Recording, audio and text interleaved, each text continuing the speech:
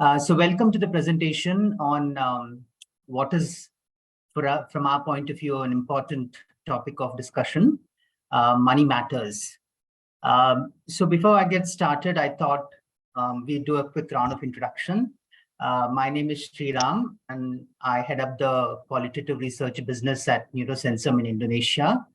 I am joined by my colleague, Messiana, who is one of the team leaders at the qualitative business unit at Neurosensum. And she also heads up the finance vertical and has been doing a lot of work with banks and other financial institutions. So on money matters, delving into the Indonesian psyche, clearly this is the purpose of today's webinar is to really go deep into understanding how people are responding to the economic crisis, financial crisis, and so on. It looks as though we've just went through this huge pandemic and we went through a lot of crisis at a personal level, and we thought a lot of that is behind us. But unfortunately, what has happened is after the pandemic, we've had a situation of war, recession, oil crisis, and so many other things that's going on, right? So there seems to be one crisis after another stacked up in our lives, and we have reached a stage where we're sort of, at our wits' end. So it's therefore important for us to see, like from a marketing standpoint, and also from those who are working in banks and financial institutions, to see where do we go from here, especially when the sentiment is a little weak, and how do we navigate this this period. So what we have is what we're going to explore today is, one, understanding people in their cultural context and in their life context, where we want to see, what are their aspirations and what are their worries, especially with respect to money. We would like to understand also role played by money and banks. We will go briefly to spending and saving pattern, the kind of instruments they're using for saving and for insurance and protection, and a little bit on the way forward at the very end. Please type in your questions and the question answer chat. And we have a few polls along the way. Please do respond to those polls as well, because then it becomes engaging and interactive. All right, so I'm going to dive into this presentation and unpack the details for you. This is a qualitative research presentation. Both me and Messi are in the qualitative research business. And our job is to just be very curious to understand what people are going through emotionally. So you will not see a lot of numbers here, but you will see a lot of people insights. So this is based on our experience of having worked in Indonesia for a period of time. I've lived in Indonesia the last 5 years. And prior to that, also in my regional capacity, I worked extensively in the Indonesian market. And as I said, Messi also has a lot of experience in the financial sector. So this paper is based on our experience, our observations of the market. We did a little bit of desk research. We followed some conversations on social media. We also did a few interviews among consumers, and not just face-to-face interviews, but also a few diary entries and a visual diary exploration, and a total of 12 interactions. And the important thing also is to point out that for this purpose, we had to, we used a tech platform called Lookback, and also a Neurosensum tool called Archisense. The reason why we wanted to use both of this is because we wanted to really dive into the details and explore the consumer mindset. So a little bit on our experience in financial sector. I mean, we work across a lot of sectors, more specifically finance. I've highlighted it there. I mean, we work across a lot of banks, Mandiri, BNI, Home Credit, Maybank happen to be some of our big clients, and Visa also in the area of credit card and debit cards, etc. Then in terms of this look back itself, I just wanted to let you know that's a tech platform. It's important for the financial research because it allows us to uh, give visual diaries to consumers to enter into it, and we can make it more interactive. They can upload videos, they can live stream situations from their own lives. So we don't have to go to their houses or to business premises. We can do it from our own offices. And clients also can witness the proceedings. We can get access to websites and diaries and tasks. So the consumer is able to take us to the website he or she is visiting and show us the diary entries and etc. And so it becomes a lot more engaging, and it can be done in multiple visits. So you don't have the pressure of time in saying, I want to complete this in 2 hours and that's it. You can actually engage with them for a period of time. It's time and cost effective and best for especially user and customer experience studies.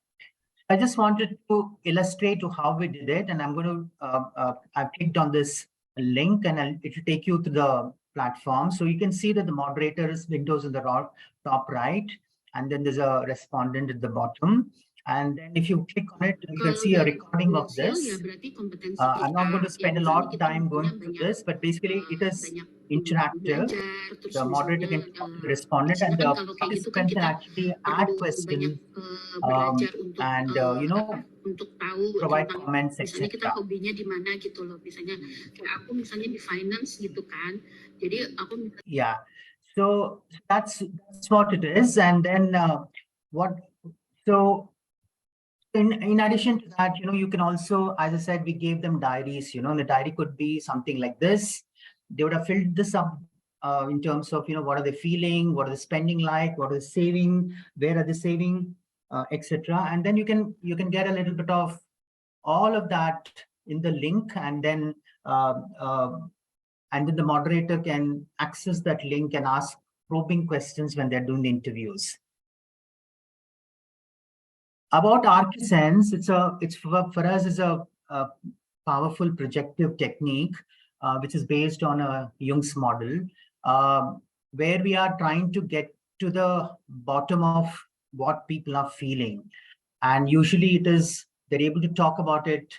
If you ask a rational question, they'll give you a rational answer, but you have to get past the rationality. And so we use a lot of pictures to help people articulate the innermost feelings. And also describe their own life, both in terms of the bright side as well as the dark side. So when you're talking about bright side and dark side, you get both aspects, right? So people, life is never a easy process, right? So you just have to make some trade-offs, some compromises, some choices you have to make. So when you explore the dark and the bright side, then you are exploring the friction, the tensions, and how consumers are resolving the tension. So look back is also helpful to actually understand how you can use the stimulus, right? The stimulus is there. The consumer can make choices on the stimulus, and we can have discussions with them on that particular stimulus. Yeah, just a little snapshot of that. So all I'm saying is it's very interactive. Kalau dari gambar-gambar tadi, yeah. Aku sih paling cenderungnya ke nomor mana tadi tuh? Oh, nomor 1 sama nomor 7. Going back to the slides, that's a little bit of ArchiSense, an understanding of how we use projectives to get deep into the consumer's mind. Now, in terms of dive into the details of actually the study itself, as I mentioned at the beginning, we've gone through a lot of trouble. In terms of financially, the country has gone through a lot of trouble. Not just the country, but the world has gone through a lot of crisis. So we spoke to different sets of people in the market, young consumers, all the way up to you older ones. So we divided them into 3 age segments. The first one being Generation Z, born between 1997 to 2012. Generation Y, millennials as they call, 1981 to 1996. And the Generation X, who are born earlier, sorry. And so if you look at these 3 three sort of age segments, we found differences in the way they're responding to the current financial situation. Generation Z, they describe themselves as being very social, cheerful, happy people. And they've lived their life as digital natives. So the technology started booming even before they were born. And but unfortunately, despite all of the technology and the revolution around technology, they've also seen the worst period in life in the sense of pandemic and the crisis one after another. So their mindset is a bit of a I want to protect what I have. So they're looking for security, safety, and also want to be sort of free from all these hassles. They're craving for freedom, to live an unconstrained life. So they are on the one hand looking for stability, but on the other hand, they also don't want the responsibilities and commitments. Generation Y, the millennials, they had really a good time of their life in the beginning, at least when they started working, because digital boomed, economy boomed, reforms happened, and a lot of people started seeing a lot of wealth and consumerism. So they're more optimistic, they're idealistic, and they're seeking opportunities to grow and develop. So they're more growth oriented. Despite all the troubles that they're going through, they seem to be more growth oriented compared to the rest of the age segments. But nowadays, because of all this, all the emergencies and all of that, they're saying, okay, I have to grow mindfully. It can't be greed-based growth. It has to be mindful growth, and it has to be purposefully done so that you're able to feel happy and joyful in the growing process.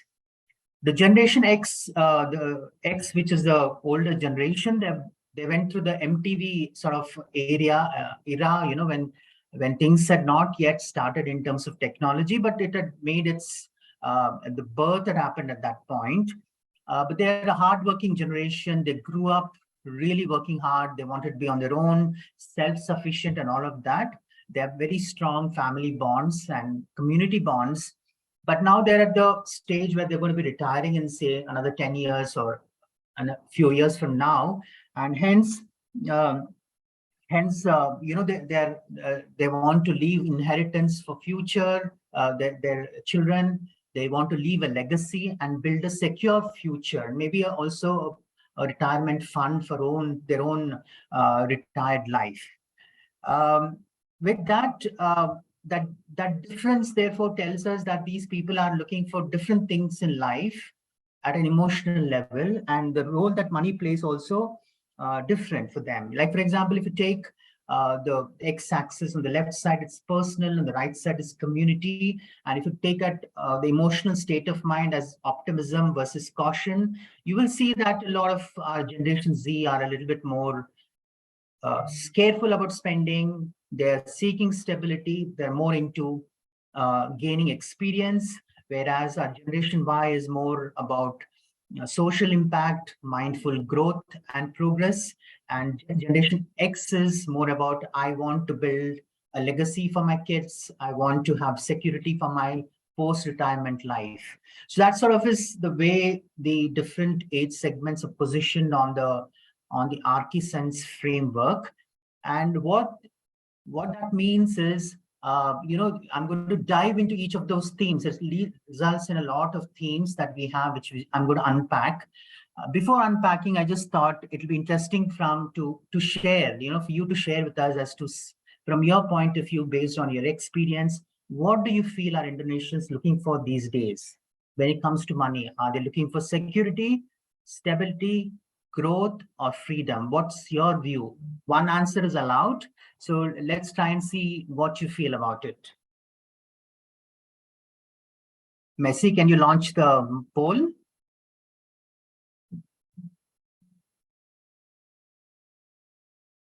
Please to click one of the 1, 2, or 3, or 4. Yeah.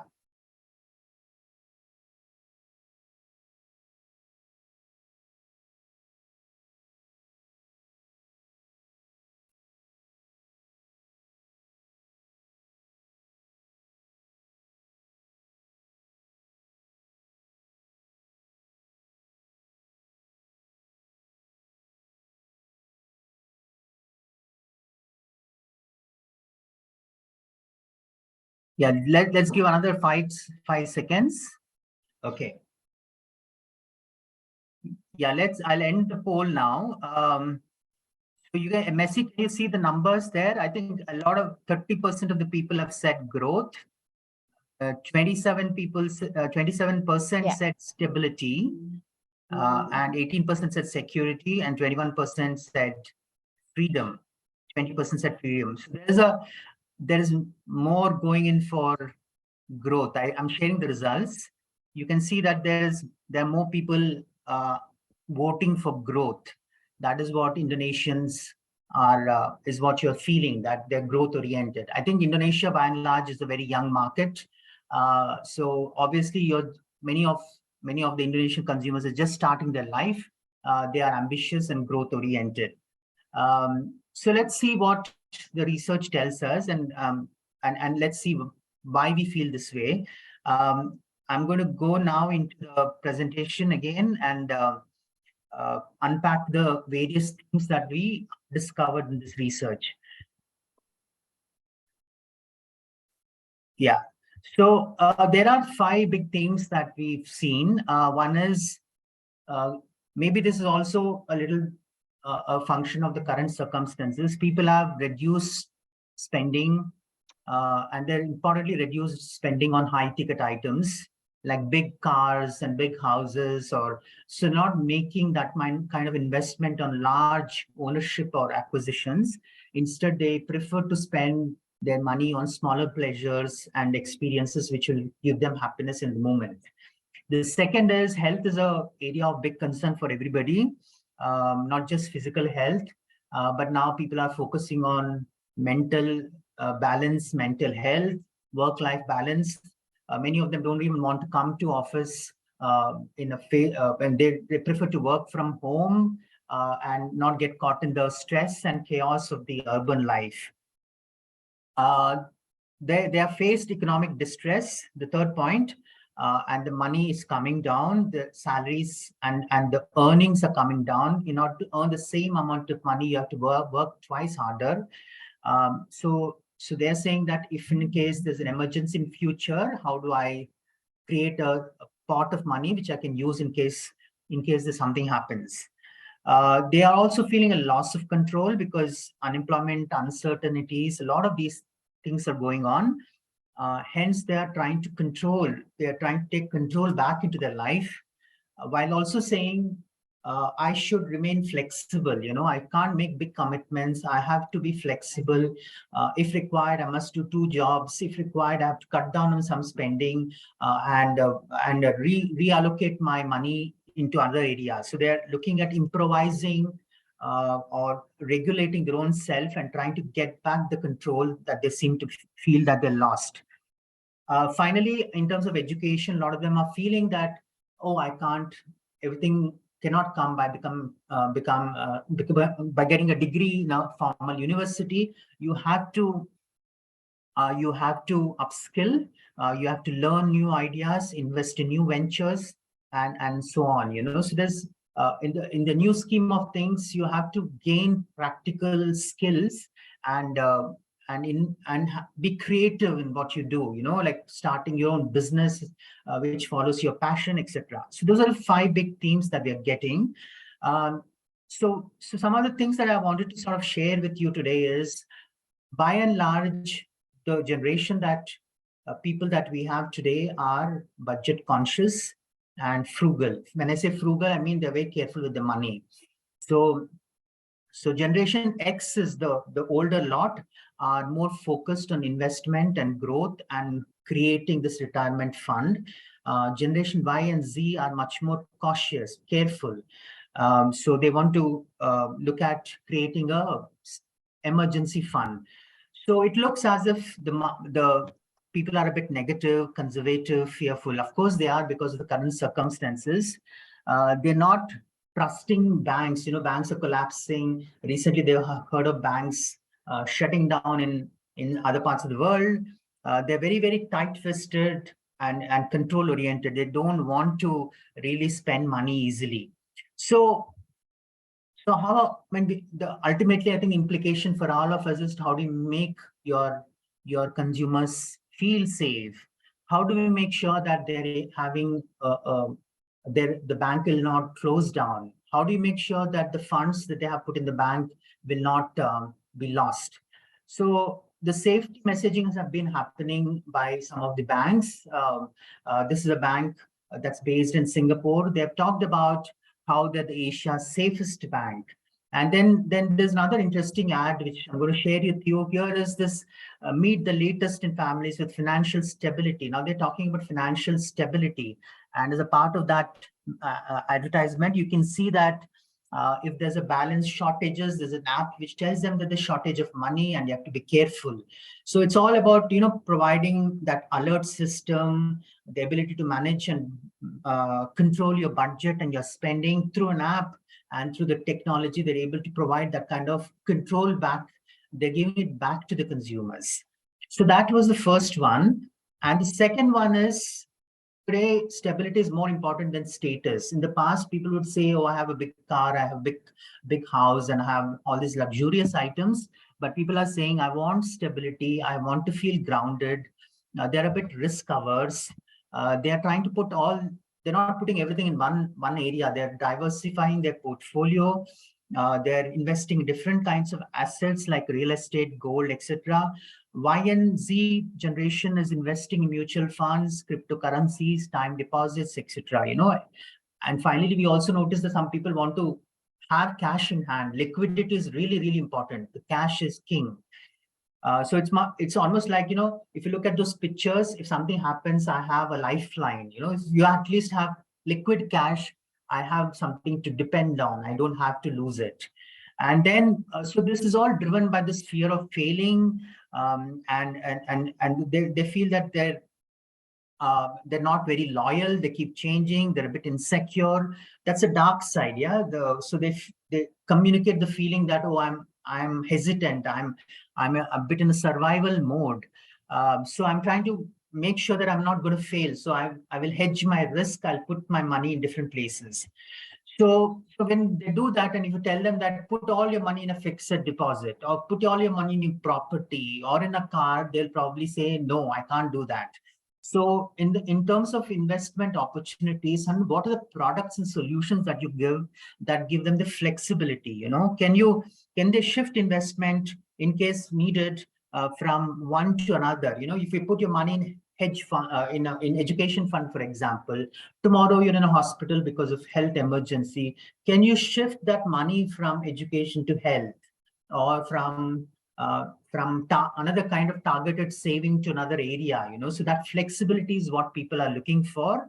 And some examples of that is, how this flexible fixed deposit schemes are working. They have flexible tenure, they have higher interest rates, so which gives them the feeling that the money is growing.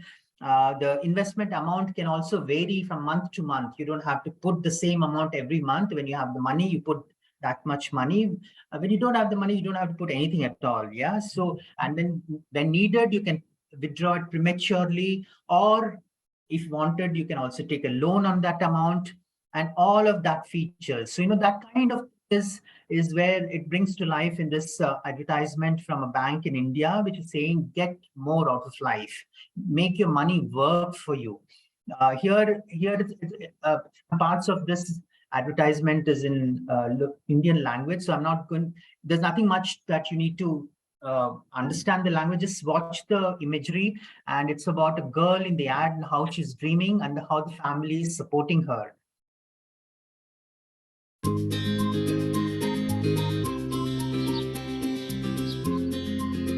ये हो गई हमारी नई गाड़ी।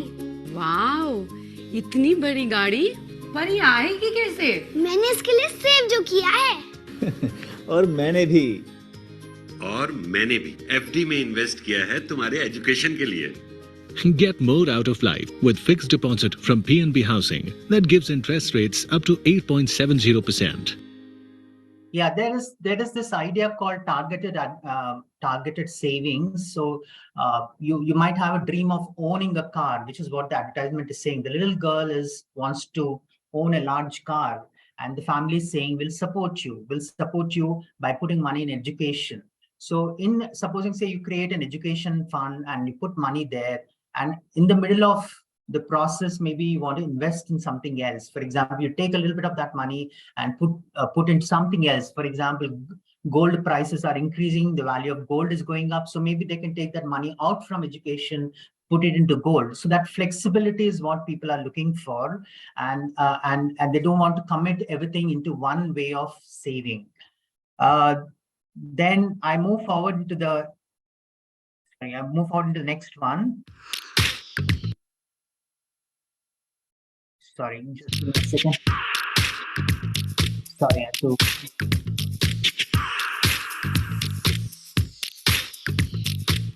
So I beg. Okay. Yeah, that was the YouTube we're playing. So I was at this point, and then the third one is where I want to show you that at one point in life, people wanted to own a car and property. I think it continues to be an aspiration for many people, especially for Generation X. It's a source of income after you retire. You can get rental income from the property, or maybe you can sell property when its value goes up, and so it creates a big lump sum amount for you to spend your post-retired life. For Generation Y and Z, building a house is like, I don't have to live with my parents anymore. I can feel independent and free. But nowadays, the prices are shooting up so much that it's very hard to really save money for all of that. So they're saying that I don't want to commit. I don't want to put all that money in mortgage. I don't want all the responsibilities. I don't want to be confined. And I can't, I want to enjoy my day now rather than enjoy it post 10 years or 15 years. So I still want the freedom, but I don't want the commitment. That's sort of the sentiment is expressed. So does it have to be always about ownership, or can there be others, easier, cheaper options, like renting, leasing, or using the emergency fund for paying the initial amount for down payment for buying a house or a car? So these are kind of things that we might want to look at. And there's an example of this bank, which is saying with every step of the way, we will provide you with financial freedom. So buy when you can buy, so that's buy, so which is basically saying don't buy a car, we will provide you money for leasing a car or renting a house or things like that. So that's another way of looking at it. It's not all about ownership, but also about experiencing the car or the house right now rather than wait for future times. Then this one is on the personal goal, growth and purpose. People want to grow, and a lot of you have voted for growth. I think it's very clear that many people want to still grow because obviously money is not enough.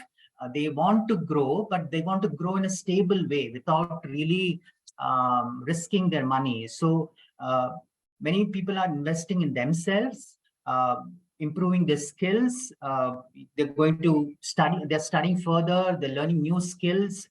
And some of the older people are also saying that I not only grow myself, but I also grow spiritually, not just materially, but also spiritually, but also uplift people around me. So that's what the older people are saying. So they are a bit, at this point of time, they want to grow, but the conventional the old methods may not work, so they are improvising. They're reacting to the new circumstances. They're a little bit worried about the future. So the growth is to mitigate that worry in the future. That's the dark side. So what they're saying is, how can, as a bank, or a financial institution, how can we help them invest in themselves, upgrade their knowledge? How can you help them go on pilgrimage, for example, or send their parents to Hajj or to pilgrimage tour? How do you do that? And this is where I think at least in education sector, we have seen an example from Indonesia of Fintech, who's been giving a lot of short-term loans, cash loans for buying a laptop or learning English in a English tutorial, or going to a cram school, or or doing things like that. So money need not be a big loan, education loan only for going abroad, it can be for smaller things like this, like when suddenly you need to learn something new or upskilling, or you want to go to a short-term course. Fintech has been really pioneering on that front in terms of helping people grow purposefully.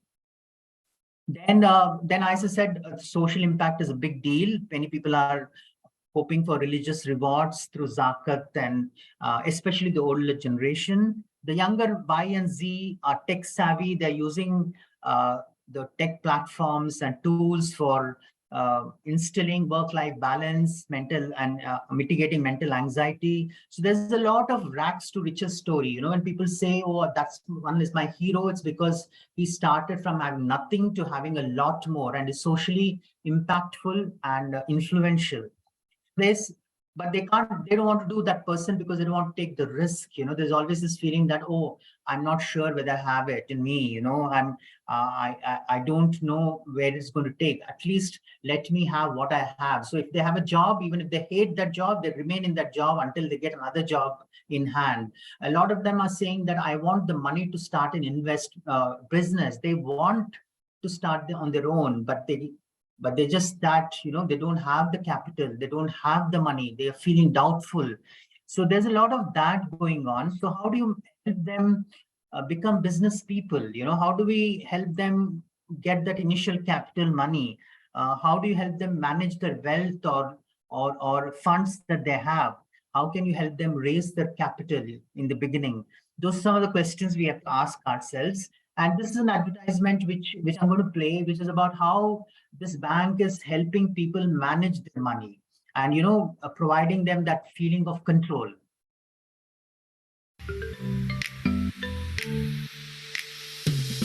If you want to spend less and save more, or if you are prone to impulse spending, mindful spending may work for you.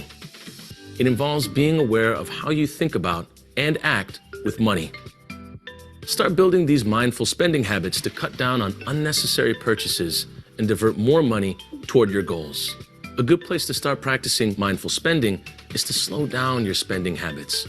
Consider disabling one-click buying if you shop online. The more time and effort it takes, the less likely you'll make impulse purchases. When possible, use cash. Try withdrawing only the amount you need before your next shopping trip, so it's harder to exceed your budget, and you'll think twice about those impulse purchases. Make a list before you shop and challenge yourself to stick to it. Once the essentials are covered, set aside a chunk for guilt-free spending. Rewarding yourself may help you stay successful in the long run. Before buying something you don't need, ask yourself, can I afford this? How many work hours will it take to earn that money back? What else could the money be used for? It can also help to find an accountability partner, someone who will motivate you to stay on track. Review your spending regularly. You may be surprised to see where your money is going, but you can use this knowledge to prioritize. Finally, evaluate what's important to you and what will bring you more happiness in the long run. Maybe you're eyeing that new smartphone, but if your dream is to get your business off the ground, you'll probably feel better about saving that money instead. Practicing mindfulness can help you invest more in what matters to you most, ultimately bringing you more joy and fulfillment. So that was an ad where we talked, it's where mindful growth, starting your own business, how do you learn financial prudence, all of that is coming through very clearly from the ad. They've used the words mindful, they said you can start your business. So it's very much resonating and speaking to the current consumer emotions in Indonesia. Although it's not an Indonesian ad, but it's still along the same lines. So I'm just going to go into the last one. People are looking for experiences over ownership and acquisitions. I talked about this before. So traveling, this experience, part of this experience is a lot to do with travel.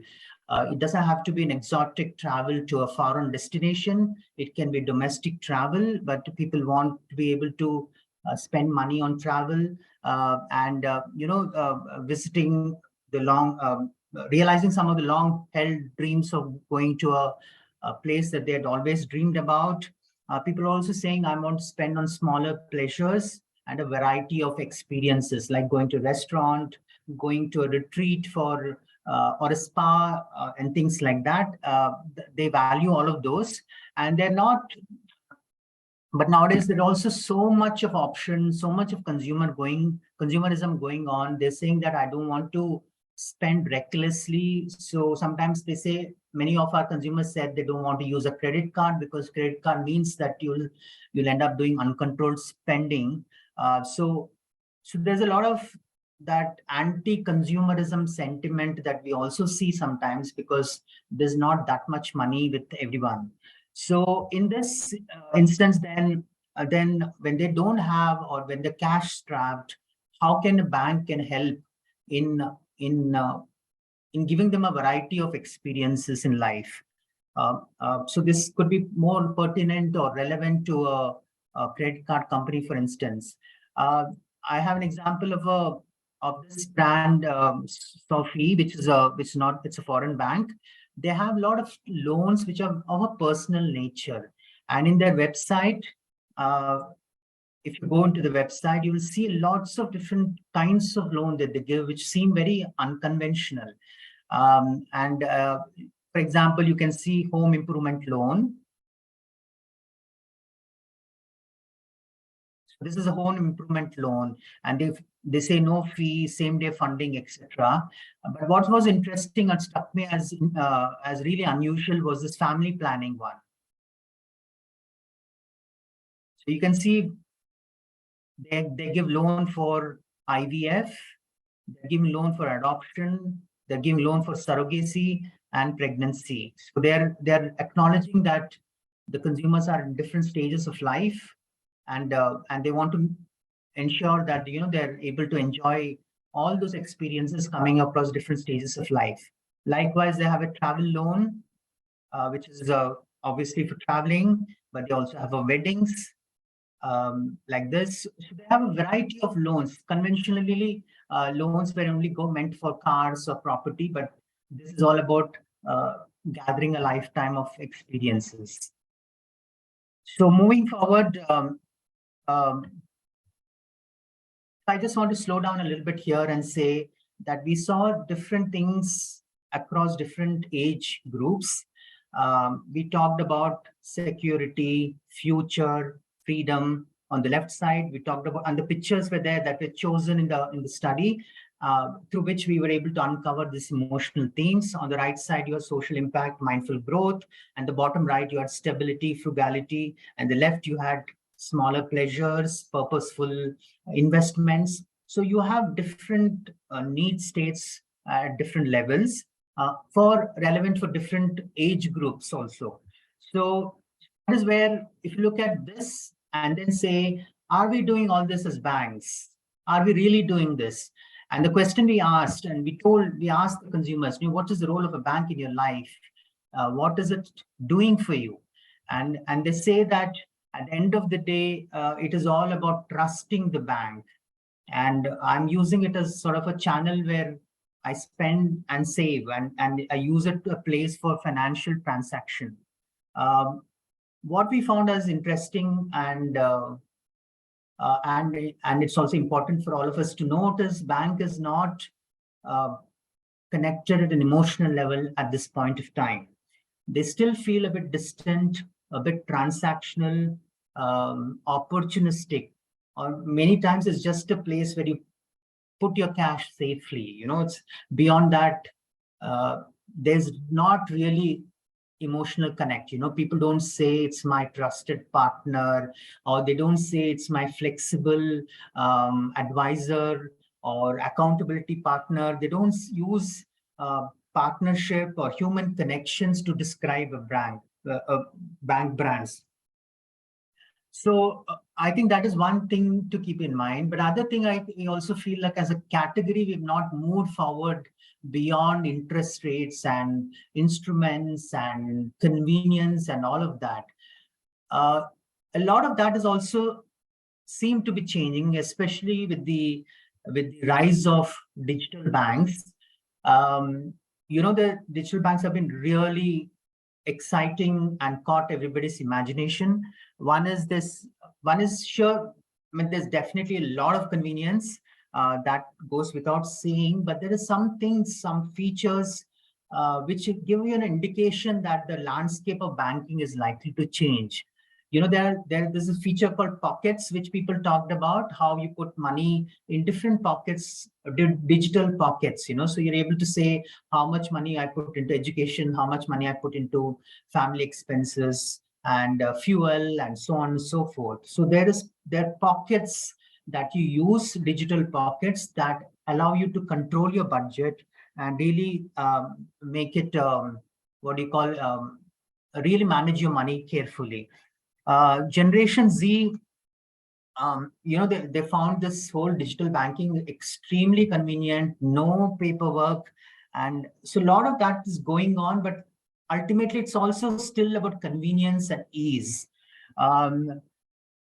While they've done well, we also feel that they're not trusted.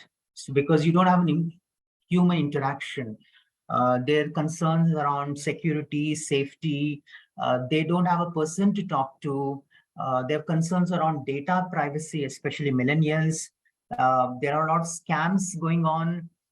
Sometimes there is this apps that don't work. There's frustration on technical issues, and there's also a trust deficit with technology. At this point. So on the one hand, the conventional banks are only safety walls. On the other hand, the digital banks are not trusted fully yet.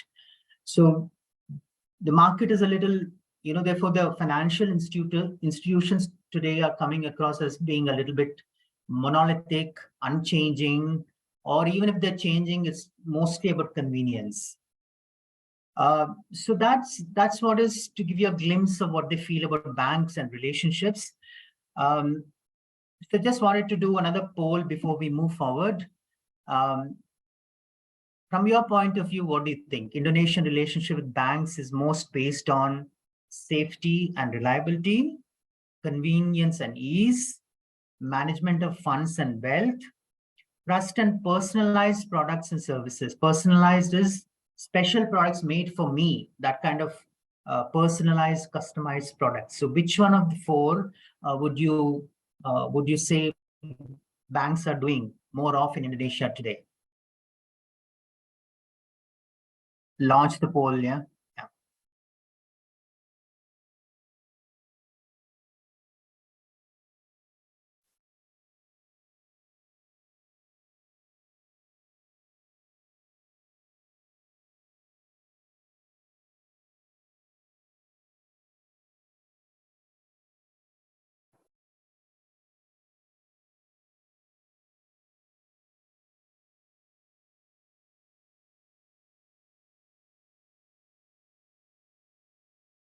I'm going to end the poll now.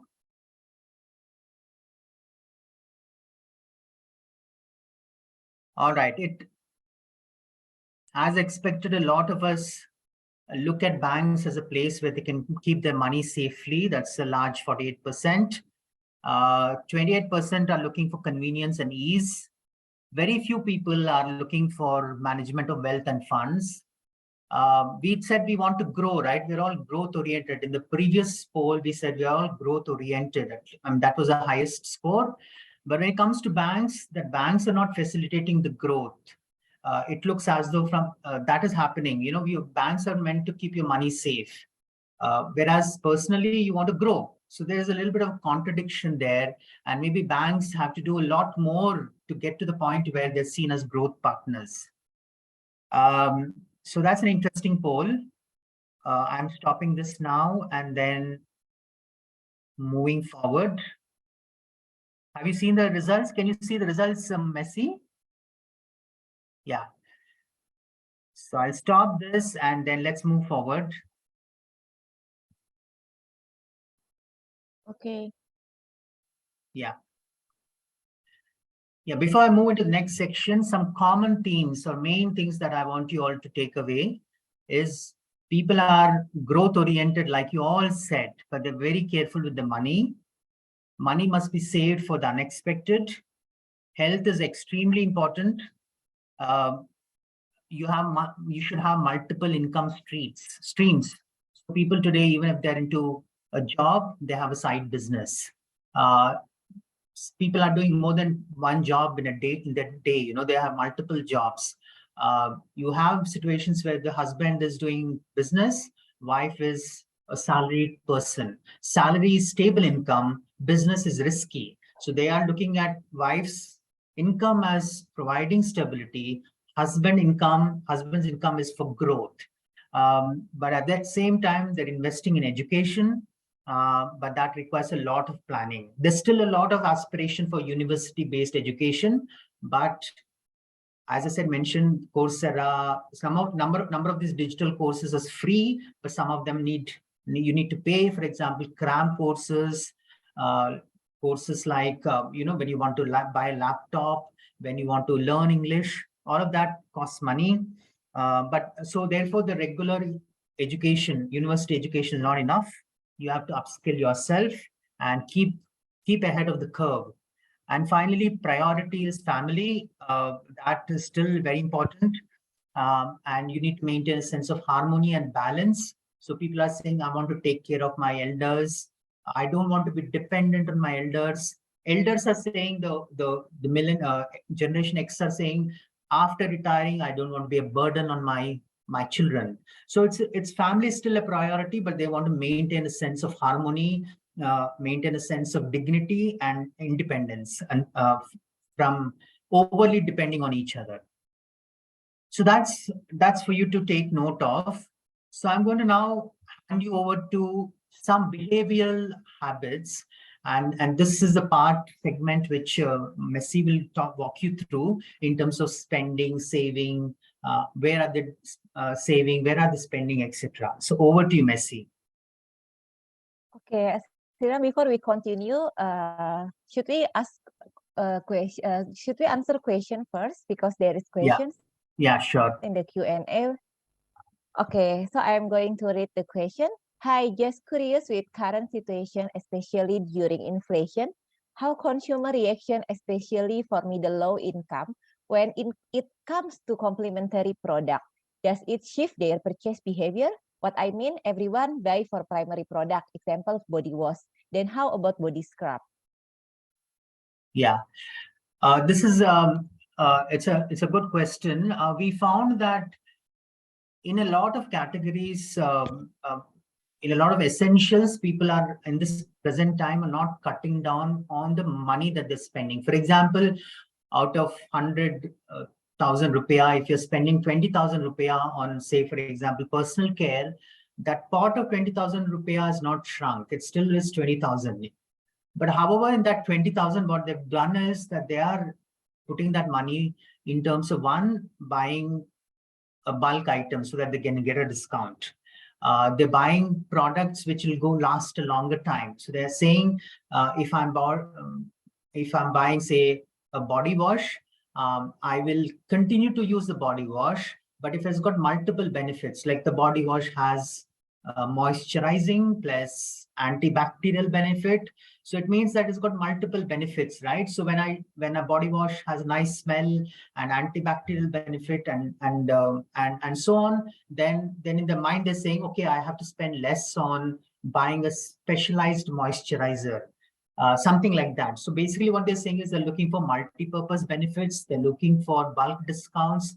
They're looking for, if they have the money, they're looking for larger, big SKUs. If they don't have the money, then they're saying, I want a small SKU, smaller packet size. So I don't want to spend 50,000 rupiah each time I buy. Instead, I buy a smaller packet for only 10,000 rupiah from a nearby Varun. So they're saying I will spend less. I have to give less cash when I buy something like that. So there are different ways in which they're trying to conserve their cash and get more out of the products that they're buying. So that's the sort of strategy they are adopting. Essentials like health and very important stuff like supplement, I mean, not supplements, but whatever they consider as essential, they're reducing, they're keeping the money the same amount of expense. But certain things like which might sound a bit unnecessary, for example, going to that travel destination which is outside the country, they'll probably put that off for now. Instead, they go to a domestic destination. So those are the kind of things that they're doing. They're cutting down on travel. They're cutting down on big ticket spending. So but in a smaller everyday items like the body scrub, all of that, we see not that much of cutting down, but they're trying to find brands which are cheaper and better value for money. Yeah, Messi. Anything else? Okay. That's it. I think we can continue. Yeah, go on. Okay, thank you, Siram. So yeah, we'll continue with how we see Gen X, Gen Y, or millennials, and Gen Z. Gen Z manage their money. When it comes to saving in relation to their income, actually, as you know, that Gen X is already has more stable income. They're already in the stable living. So Gen X in Indonesia is preparing to their retirement. So when it comes to income, they are trying to build the retirement fund. So this becomes their focus. While for millennial, in this case, millennial, we found that save the least. Why millennials save the least? Because at this stage, they are more focusing on spend experience and lifestyle. So they go on travel, they are seeking for experience, they are seeking how to grow themselves.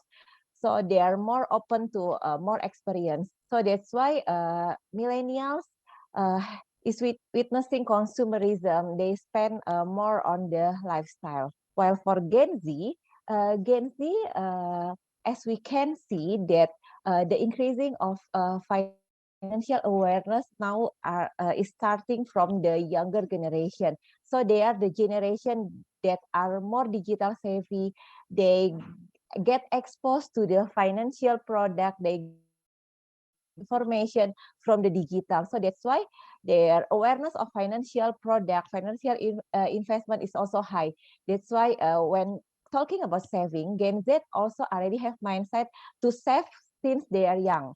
So as we see also Gen Z also the generation that also experience wars happen in the world like corona crisis. That's why they try to avoid disruption. They try to avoid collapse or economic problem. That's why they are already even though they are still young, but they still try to save.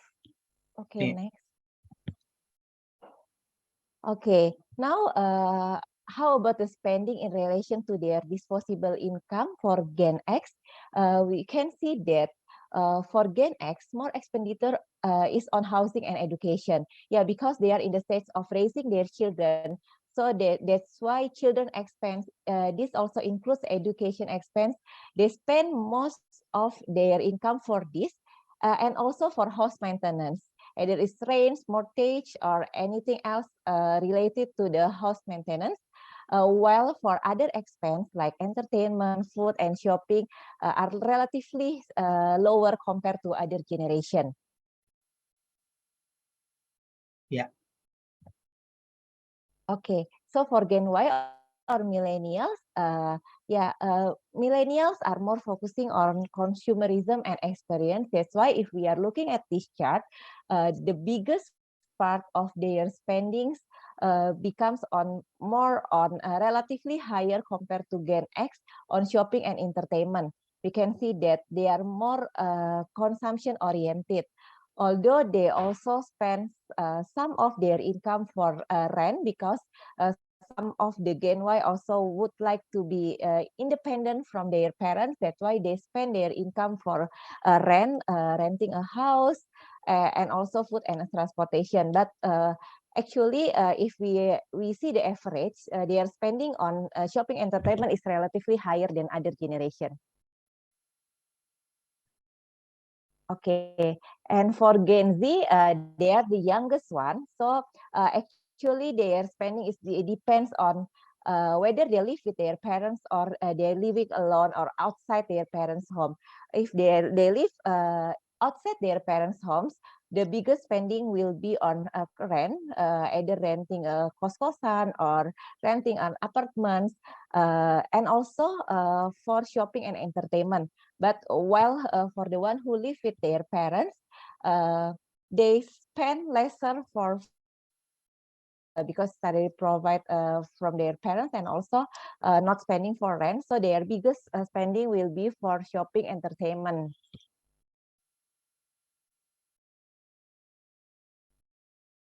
Okay, now if we are looking at the saving instrument, we see that Gen X tend to invest more on traditional and more tangible assets.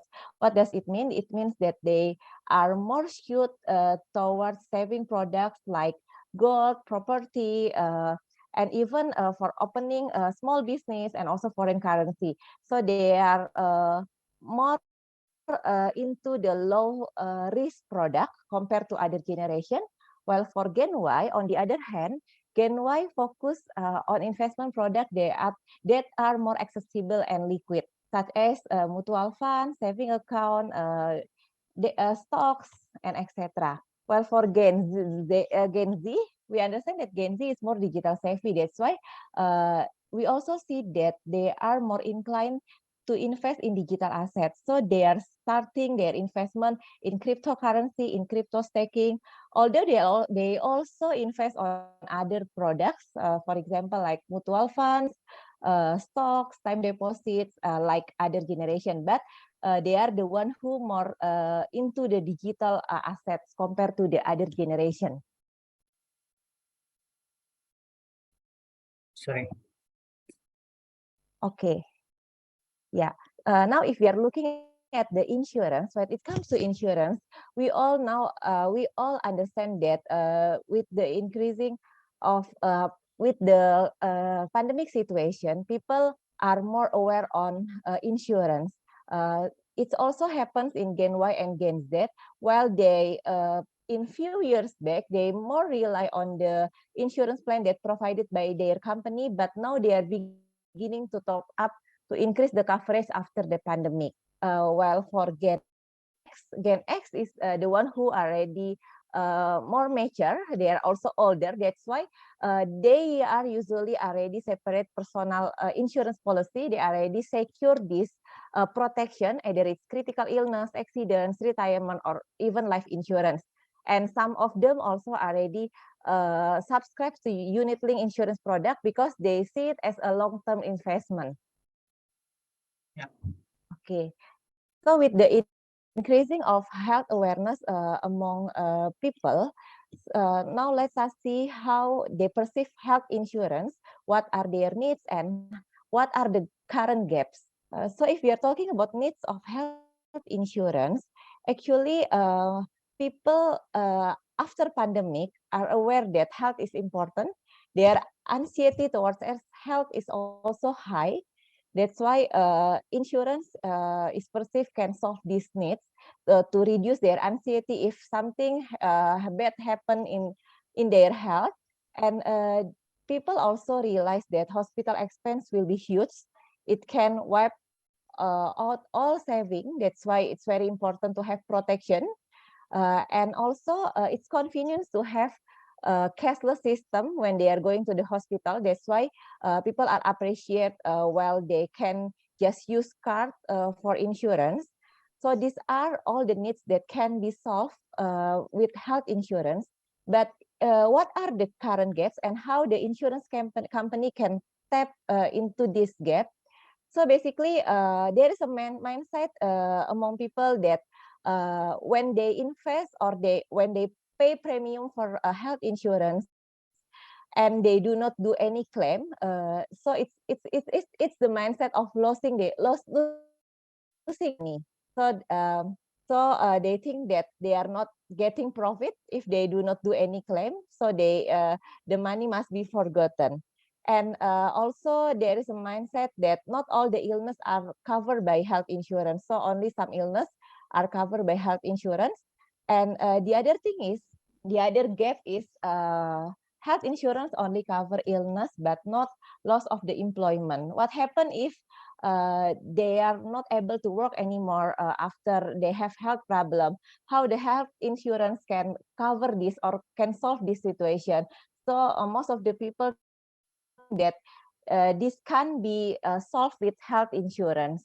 And the other gaps is some people always feel that there is some fine print which would prevent them from claiming the insured amount. So the trust for insurance company is also being questionable, whether it is easy to make claim, whether when they would like to claim, the insurance company will just allow them. So there is this mindset also in customers' mind.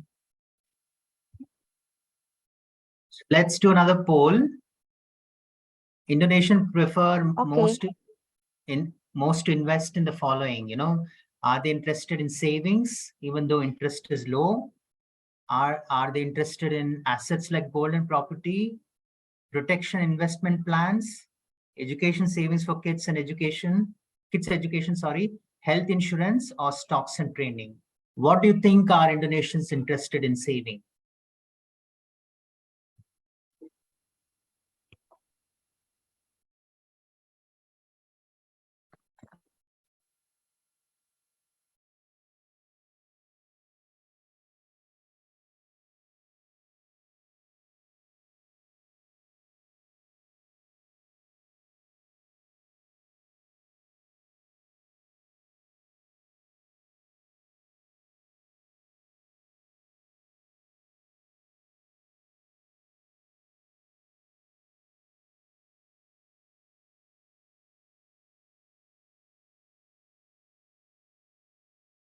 I'm going to end the poll now.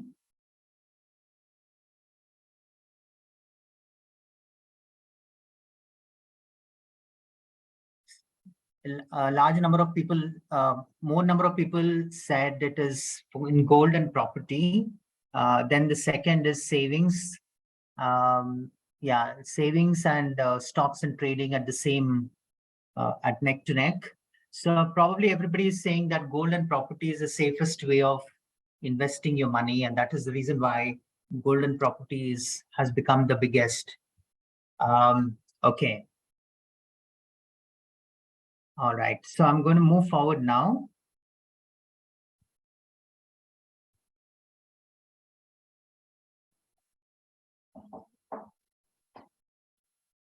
Yeah, so just last couple of slides before we conclude. What is going to happen in future? And I think what we're trying to predict the future based on what we know of the current. If you look at the right side, when the pandemic happened, it was one-off incident, right? So it's not something that would repeat itself. That is what we thought when it started.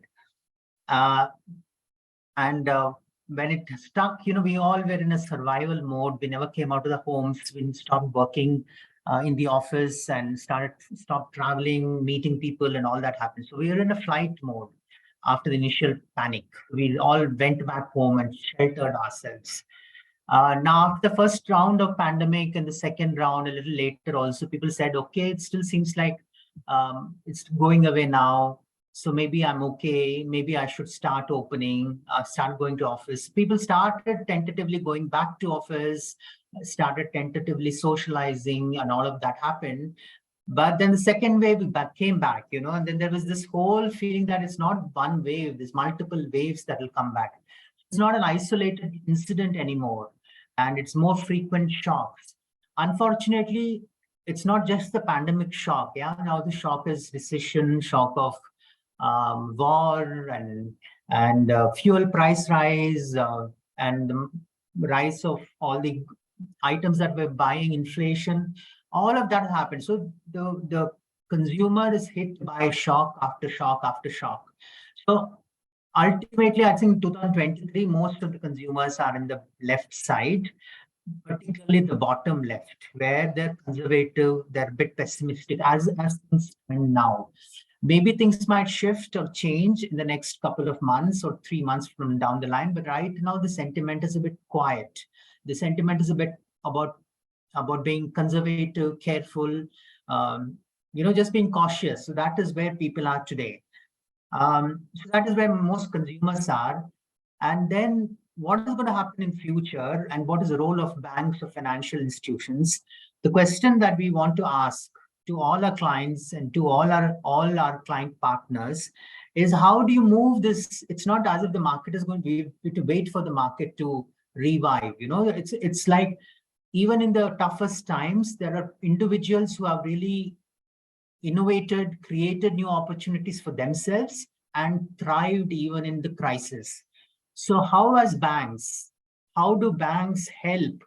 How can we help our consumers from moving from the state of pessimism to make them bold enough to look at opportunities in a new and imaginative way? How can we do that, and how can banks help it? Because people are not going to on their own spend that money. They'll be conservative. So if you want to get people to invest in a startup or invest in a new business or put their money across different accounts, provided targeted savings and term deposits, unit linked plans, protection, education, and so on, you might have to really create bold, innovative solutions so that the consumers themselves become bolder and move forward. So that's the question we have for all of the banks. And for that, you need to know the consumers as people, right? So far we've treated them as customers, not as people. So we've given them features, we've given them products, we've given them interest and convenience. But I think the market is ripe for us to move forward from there. So understanding who our customers are deep down at their heart level, what are they like as people, that is important to understand. So in this little research that we did so far, we know that most people are looking for security. We know that the generation X are more providers of the family. The generation younger people are saying, I want to become my own boss. I want to become a leader. I want to start my own company. We have generation Y who are more spending oriented, like Messi pointed out earlier. They're more optimistic. There are few people who are playing with stocks and shares, and in the poll you indicated that. So there is all of this. Is it everybody? What is the size of each? This is a qualitative research, so we haven't sized the market, but I think that's the kind of work and that's the kind of thinking that needs to evolve in order to build a bank brand. So tomorrow, the consumer will say, if my money is if I have to trust a bank with my money, there will be some three broad questions that the consumer will ask. Is my money, can I use it when I want to? Or am I locking myself up? Is there flexibility? They're going to ask for flexibility, liquidity. They're going to say, is my money growing? You all said in the poll that growth oriented, right? So money has to grow. That's why you're putting money in property and gold. And that's what you said in the poll, property, gold. But if the money is sitting as cash in savings account and not growing, then are there other plans, other ways of making that money grow, but also providing protection? People want protection, right? They are feeling unsafe. So how do you protect their health and their savings while also helping them grow? So that will be the second question they'll ask. And the last question, protection on its own is also important, right? Because health is, when there's a health emergency or a life situation where unfortunate things have happened in people's lives, then what happens to the family? So these are the three things that people are going to ask, and all of them are interrelated, and we don't feel that there's one solution or one way of doing things. We feel there has to be portfolio management and a flexible sort of products offered to the market depending on their mindset. So that was one of my last slides. Before we go ahead, I just want a very quick last poll. We have collected a lot of data, and we can do a bit more data mining and stuff, and we can come and share with you. In this presentation, we had short time and we had to do it very fast. So we have given you a sort of broad view of this, but if you'd like more details, we're happy to come and explain to you. So if you're interested in us coming over to you, let us know. We're very happy to do that. So if it's yes, please vote for 1. If it's no, please vote for 2. Next poll, Essie. Okay.